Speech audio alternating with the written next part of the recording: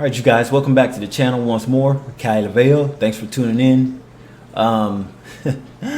We have some controversial statements issued by City Councilwoman of Phoenix. And Phoenix is a growing hub, another liberal spot to be in. If you're a foodie or if you're a techie, that's a place for you if you like to be in the valley, desert regions.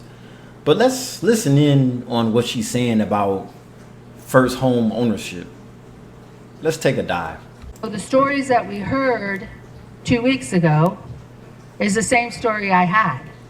The only thing different to me is I hustled and I tried to make it so that I could save money and make things happen. Councilwoman Pastor. Such a cliche. Hustle and save money. Just so then you could live in a beautiful neighborhood like this. It looks nice, but for the price and the price alone, let's say you inherit one of these nice houses in the burbs with the mountain views. You still have an issue. You better be saving up for insurance increases and yearly taxes. And that's usually not cheap. That usually, both insurance and taxes usually goes up every year. So you're lucky if you don't have a mortgage. So you can go ahead and buy that brand new car. Talking about being able to afford a down payment on a $210,000 home. $210,000 home. Now that's a dream, even in California. Even if you live in Barstow, you're lucky to even get a $210,000 house. Because what's happening is, where all the hubs, where all the action is, where all the jobs are, where all the activities are, the great schools, corporations are buying up all these homes and pretty much renting them out. That's why rent is high in the first place. At 32 years old, here were some of those stories from 2 weeks ago. As a 32-year-old. So, I mean, if you're buying your first home at 32, not only is it challenging, but it's an accomplishment if you could do it. If you have the right job, let's say you make close to $200,000 a year, depending on how you do your taxes, what you write off, you might be better off. You might be, yeah. I got a degree, I followed my ambitions, and I put in hard work. So I ask, if that is the model of success, why is home ownership in the city that raised me still out of reach? So basically, hustling is not enough. Mind you, a lot of people are trying to buy their first homes by themselves. Because you have to remember, society, I don't think society anywhere in the world was set up for one person to do everything by themselves. And being that in this generation, people are so selfish now, young 20, 30-year-olds, they're selfish, right? At least most of them. Because most of them, they don't want to have kids or get married, which is fine. But just understand that most people back in the day, your parents pretty much did the 50-50 thing. Back in your grandparents' days, which hopefully your grandparents are still alive, if they're fortunate, in their 80s and 90s now, the man paid for most of the things and supported the household, went to work, while the mom might have went to work later on in age. But what I'm saying is, later on, you had that 50-50 support.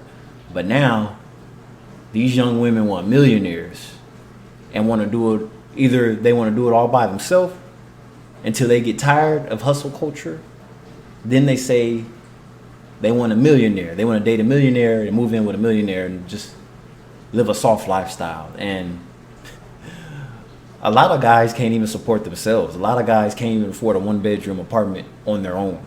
So that's where this hustle culture comes in at, if you don't want to pretty much have a partnership and be married. Too many people are being priced out. Teachers, nurses, young families. And those are all the important occupations to have, but yet they're not considered professional. So by the end of this year, they're trying to take off professional nursing as a profession, which is wild to me. So basically, if you're not on the West Coast, you're not making that much money as a nurse to begin with, let alone a teacher. Teachers don't get paid anything. And they put up with all kind of stress from kids that come from all kinds of backgrounds, troubled homes and everything. And they should get paid way more than what they're worth. But they don't. The workers who make this city run every single day. And maybe it was the delivery of it, but it came across as not being very empathetic. So what I'm seeing is once a person reaches a place where they want to be, they tend to make derogatory comments and marks about people who can't pretty much get where they want to be at. So it's a problem because everybody else couldn't do what you did. And home ownership isn't for everybody. Some people are trying to escape this country because it's just ridiculous when it comes to money to begin with. Let alone a lot of people are trying to do the social media influencer thing and just live off that, digital nomad, live off the grid, don't pay electric bills and all that. A lot of people just want to create their own lifestyle and not be like the average Joe and be smothered in debt. Because you're always going to owe money. It doesn't matter if you take out a loan on a home, a car, school, you have children in college, they're playing sports, whatever. You're always going to owe money somewhere in the sector. You're just going to have to choose where you're going to owe that money to. Like there's no real shortcut around it other than get out there and hustle and make more money once you get what you want, right?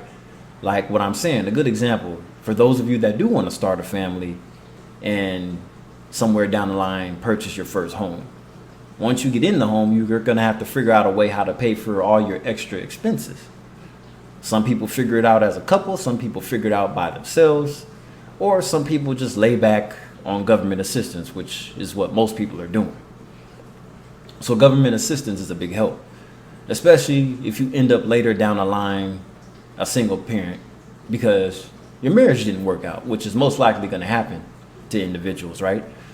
Your marriage didn't work out and you're going to need extra help because you need to pretty much still raise your kids. You can't be working 100 hours a week, or can you? And those of you that are fortunate, you have family to lean on to help you with childcare, working extra hours to get some more money to put food on the table.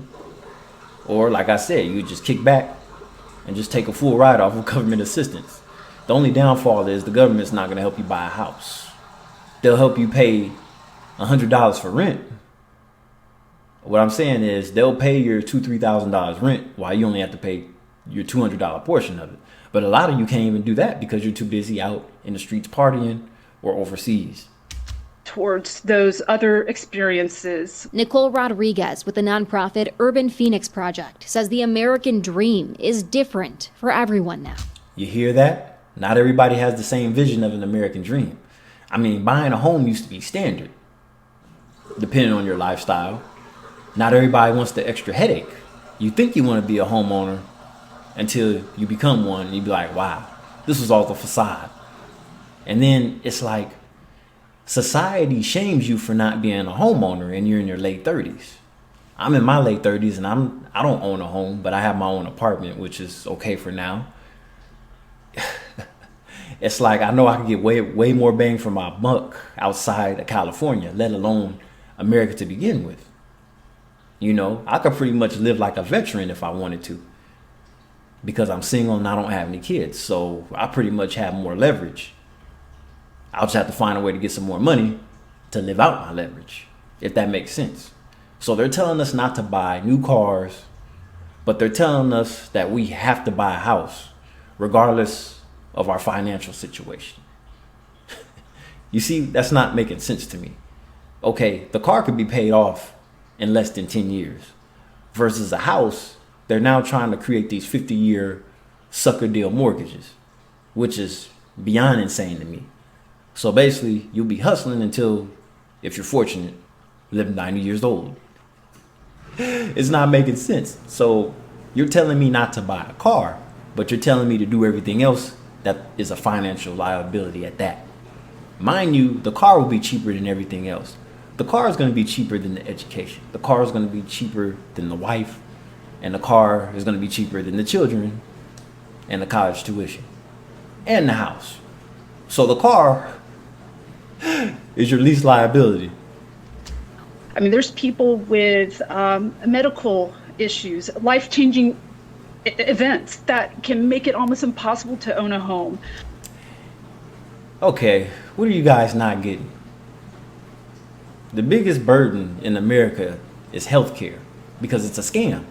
And if you don't have healthcare through your job, even if you do, it's probably not that good unless you have a government job or you work at a hospital, work in a hospital system.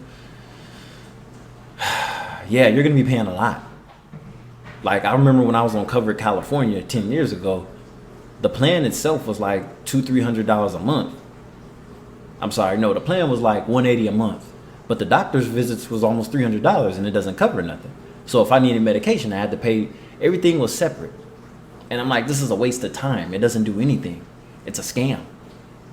And, you know, God forbid that you need a emergency surgery or a ride in an ambulance. That's going to put you in the hole right there. The ambulance ride is $20,000 now, if you're lucky. And depending on whatever else you need once you get to the hospital. So it's very easy to get in debt. And credit cards and loans aren't going to always save you. Like I said, you're always going to owe money. So you better pick where you want to owe money to. Even if they're doing the whole hustling and working 2 to 3 jobs like I used to. In a statement to Arizona's family, Pastor said in part, "I shared my experience to say that no matter the generation, buying a home has always been difficult.